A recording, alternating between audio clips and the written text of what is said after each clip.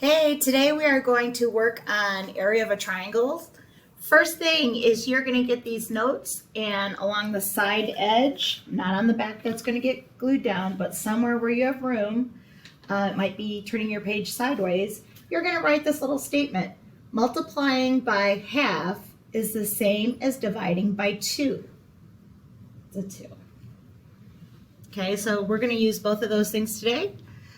And let's get started here. Area, the number of square units. Square units, even if you look right here, you could count those little squares in the triangle contained in a figure. Perpendicular lines, lines that form a right angle. Right angle. And that is 90 degrees. I want you to write that down.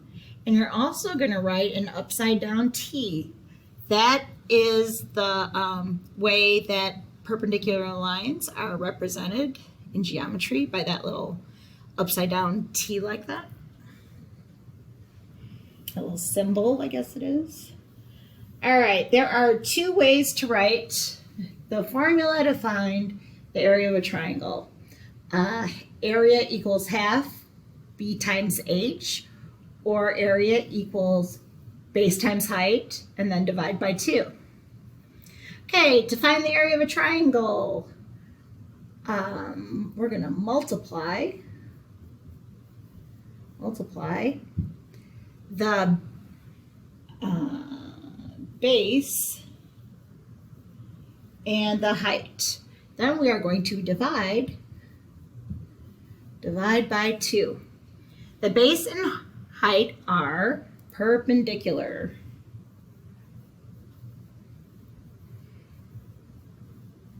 And that word is right up above there, perpendicular to each other. They form perfect right angles. So at the bottom of your paper, you are going to write no slants. And you're going to give a quick cross out to those. Slant sides, because you're going to see triangles that have measurements on the slant side. Don't let it fool you. We do not use the slant sides. All right. Next up, back side of the paper. All right, at the top here, let me move this over a little bit. At the top here, we've got the guided practice section. Here are the process steps. Write the formula, substitute the measurements. That means you're going to plug them in to the formula. You're going to multiply base times height and then divide by 2. Now, notice the measurements on that triangle. So once again, no, oh my gosh, I stopped thinking. No slants. Oh my gosh, I don't know why I couldn't remember that word. No slanted sides. So we're going to cross out the 9 and the 12. That is extra information that we don't need. All right. So down here at the bottom are 2 examples. Let's see here. All right, number 1, find the area of the triangle.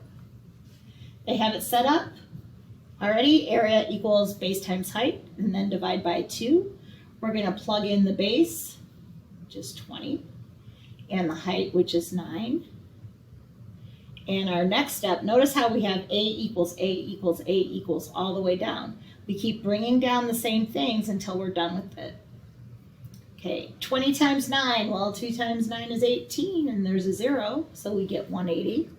And my last step, 180 divided by 2 is 90. And let's not forget to put our units in here, square inches. So we have our little exponent. Okay, next up. All right, this triangle, notice we have this altitude line. Altitude. And that's where we take our height measurement from. So they have the formula. Area equals half of 12 times 8. Half times base times height. Let's see, 12 times 8 is going to give me 96. Half of that Half times 96 is the same as 96 divided by 2, and that is going to give me 48 centimeters to the second power. All right. And next here, number 3. A sketch of a new dog park in town is shown below. How many square feet will the dogs have to roam and play? Okay, we're going to assume that this is this is where the right angle is, and that's where we're going to take our height measurement. They have the formula written down. Next up, we're just going to plug in 24 times 18. Okay, 24 times 18. That is going to be, let's see, I'm not going to do all that long multiplication right now, 432. And then the last step, we're going to take half. Well, half of 32 is 16, and half of 4 is 200. So that'll give me 216 square feet. All right. The last example right here, let's see here. Number 4. Sometimes they're going to give you the area and you have to figure out the missing part. So when I created these notes, I made a little mistake. I should have written H instead of the B right there. Area equals half base times height. I should have written area equals 1/2 height, and then the base would go in there. So I just switched up the wrong letters. So we're just going to go ahead and plug it in. It'll give us the same answer, and I'll have to fix it at another time. All right, so right here, I think I'll just erase this part to get it out of my way for now. Okay, this part right here, area equals half base times height. Well, they gave us the area answer. It's 42. So instead of having A's down the side, like we did in our other examples, this time we actually have the area and we are finding the missing part. So half times base times height. Well, my missing number is 12. It should be, I should be looking for the base there, or the height. So like I said, this should be an H. This should be an H. That makes more sense. All right, so next step, we're going to drop it down a level. 42 comes with. Let's see, 1/2 times H times 12. We're just going to take half of 12, which is 12 divided by 2. That's going to be 6.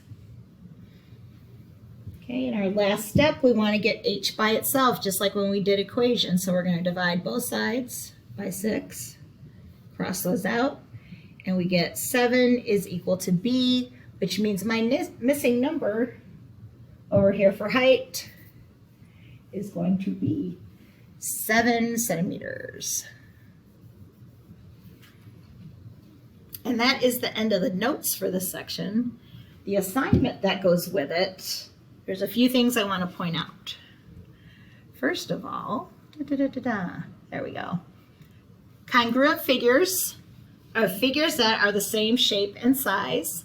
A parallelogram can be formed by 2 congruent triangles. Since the congruent triangles have the same area, the area of a triangle is half the area of a parallelogram. So that's just going with the rule. Like right here, we have a parallelogram. We have to cut it in half when we're figuring out a triangle. You're going to put in the 2 formulas right there. Okay, let me erase this from earlier. All right. So we're going to do this problem over on the side here because this is one of those problems where they give you the area and you're finding the missing part. Yeah, I know you probably saw that.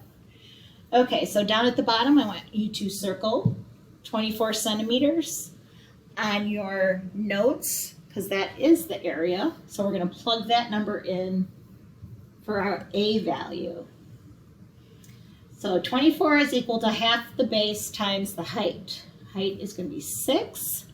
That's So from right here, we're going to bring the 24 down. We're going to take half of 6. Half times 6 is the same as 6 divided by 2, so we get 3. And now what we have is a multiplication equation. So we want to get b by itself. We're going to use division to break them up. Like that.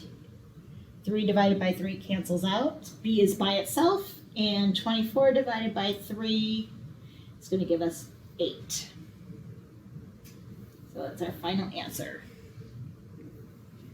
8 centimeters. Okay, there's also 2 just like this on the back that you're going to have the area and find the missing part. Also on the back, if you look here, to find the area of this sign, you're going to have to do some counting of the squares. Let's see if I can get this set up pretty good here. So they put this triangle right in the middle of this grid, but you're going to have to figure the lengths. So let's look at the base here. We're going to count the spaces. 1, 2, 3, 4, 5, 6. So the bottom of my yield sign is 6. And the measurement for the height, so I can't really see my square, so I'm just going to look off to the side here, and I'm going to use that as a measurement. That's going to be 1, 2, 3, 4, 5, 6.